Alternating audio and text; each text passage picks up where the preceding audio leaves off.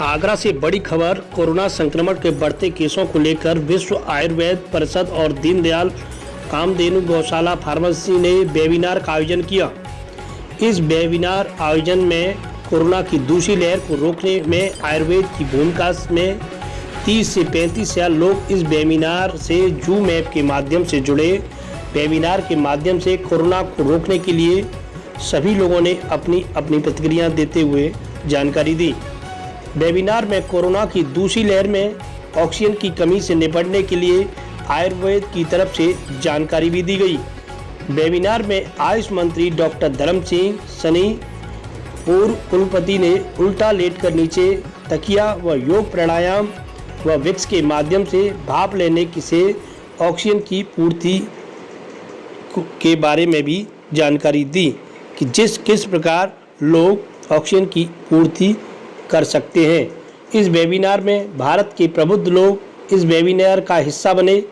Webinar में आयुष मंत्री doctor धर्म सिंह सैनी, पूर्व कुलपति प्रोफेसर वैद्य बनवारी लाल गौड़ जो राष्ट्रपति द्वारा पुरस्कृत हैं, डॉक्टर महेश व्यास ऑल इंडिया इंस्टीट्यूट और पूर्व आयुर्वेद, डॉक्टर सुनील चौधरी उत्तर प्रदेश, प्रोफेसर सुनील जोशी कुलपति उत्तराखंड आयुर्वेद विश्वविद्यालय, डॉक्टर दिनेश पालक अधिकारी विश्व आयुर्वेद परिषद, सूर्य प्रकाश टोंग समाज सेवी व डॉक्टर हेमेंद्र यादव आयुर्वेद समाज सेवी आदि काफी लोग हिस्सा इस वेबिनार का रहे।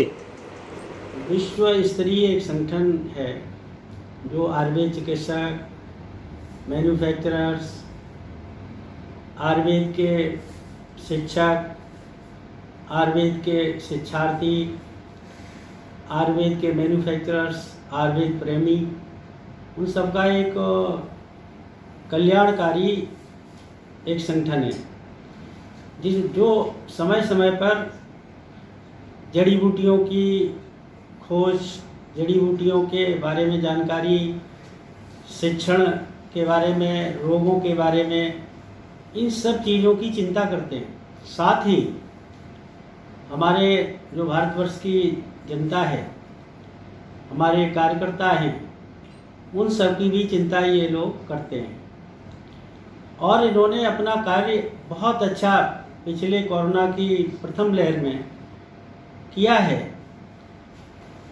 जैसे डॉक्टर हमारे professor Mahesh Vyas ji all India institute of Ayurveda Delhi के प्रोफेसर हैं, वहाँ पर हमारी बहुत बड़ी सेवा जो है भारत सरकार की तरफ से हो रही है।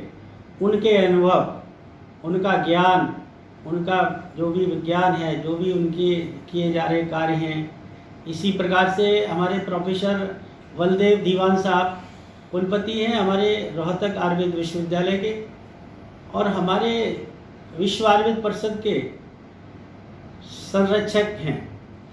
तो इन्होंने बहुत बड़ा काम कोरोना को रोकने में अपना योगदान किया है। काफ़ी रोगी इनसे लाभान्वित हुए, उनके सभी आंकड़े उनके पास हैं और उनका जो भी ज्ञान विज्ञान है उसका हमारे पूरे भारतवर्ष की जनता उठाए।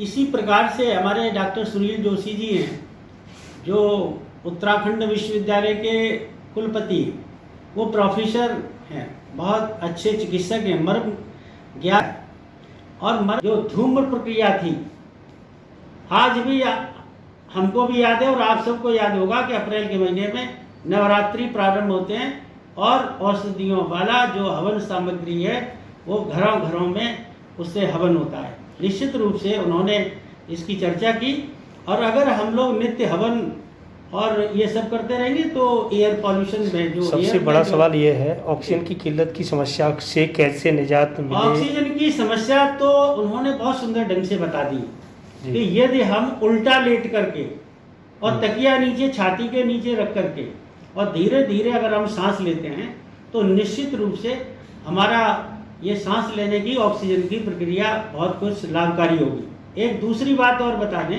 उन्होंने ये भी बताया कि शंख का प्रयोग, निश्चित रूप से शंख से कार्बन डाइऑक्साइड बाहर निकलती है और ऑक्सीजन अंदर आती है। इसी तरह से फूकने से ये सारी जो जितनी भी हैं वो सारी चीज़ें। दूसरी बात एक और उन्होंने बहुत अच्छी बताई कि यदि हम अगर हम इन्हेलेशन, अगर हम जो है भाप लेना शुरू कर देंगे तो पहली स्टेज पर ही ये जो एयरबॉर्न हमारा वायरस है वो वहीं का वहीं रुक जाएगा और समाप्ति भी हो जाएगा। ये इसमें जनता का कुछ भी, हम सब लोगों का कुछ खर्च तो होना नहीं। तो हम पहली स्टेज पर ही उन्होंने बताया यूकोलिप्टस ऑयल डाल करके, ये मेंथोल डाल के, अपना और जो विक्स है वो डाल करके, इस तरह से अगर हम इन्हेलेशन करते हैं और अगर कुछ भी न डालें तो पहली स्टेज पर केवल जुकाम होते ही अगर हम खाली गर्म पानी का भी इन्हेलर कर लें तो भी रोगी या हम बच सकते हैं। उपयोग करना सीख जाएं तो निश्चित रूप से कोरोना के अलावा भी और बीमारियों से भी हम लोग बच सकते हैं। और उनका काफ़ी शोध कार्य, और उन्होंने उत्तराखंड विश्वविद्यालय के माध्यम से काफ़ी जनता को कोरोना के संबंध में लाभ दिया है। इसी प्रकार से वैद्य बनवारी लाल गौड़ जी जो पूर्व कुलपति हैं, हमारे राष्ट्रपति जी ने उन्हें सम्मानित भी किया, उनका भी काफ़ी अनुभव है। ऐसे सारे लोगों को इकट्ठा करके वेबिनार के माध्यम से विश्व आयुर्वेद परिषद और दीनदयाल कामधेनु गौशाला फार्मेसी, इन दोनों ने मिलकर के ये प्रयत्न किया है कि हम सब मिलकर के जनता को इस बात से अवेयर कराएं कि ऑक्सीजन अगर सिलेंडर नहीं है तो हम बिना ऑक्सीजन के भी कैसे हम अपने जीवन को बचा सकते हैं। यदि हमारे पास रेमडेसिविर नाम का इंजेक्शन नहीं है तो हम अपनी जान को कैसे आयुर्वेदिक पद्धति से हम बचा सकते हैं। अगर हमारे पास हॉस्पिटल की सुविधा नहीं है तो हम किस प्रकार से आयुर्वेद पद्धति से अपने घर में ही आइसोलेशन होकर के कैसे हम अपने जीवन को बचा सकते हैं। बहुत सुंदर ढंग से इन सभी वक्ताओं ने अपने अपने उद्बोधन दिए हैं। निश्चित रूप से लगभग 30,000 से ऊपर श्रोता लोग आज हमारे इस कार्यक्रम में जुड़े हैं।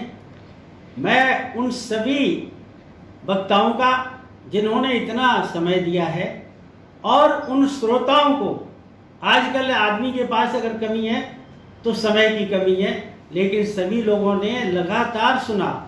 ऐसे ही हमारे आयुष मंत्री उत्तर प्रदेश सरकार के, वो स्वयं भी आयुर्वेद के चिकित्सक हैं, बहुत अनुभव है उनको। उन्होंने भी अपनी जितनी भी उत्तर प्रदेश की योजनाएं जो हमारा आयुर्वेद विभाग कर रहा है वो उन्होंने सब बताया। और निश्चित रूप से उन्होंने ये भी आश्वासन दिया अपने उद्बोधन में कि हम जनता की सेवा के लिए पूरा आयुर्वेद विभाग, आयुष विभाग तत्पर रहेगा।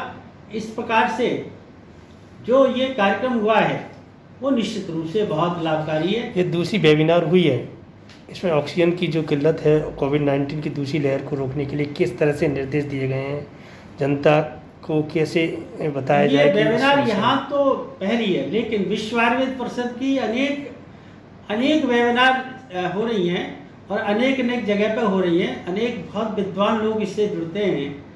यहाँ दूसरी लहर चूँकि अभी प्रारंभ हो रही थी, तो ये दूसरी लहर में चूँकि ये अब ड्रॉपलेट इन्फेक्शन न होकर के एयरबॉर्न इन्फेक्शन हो रहा है।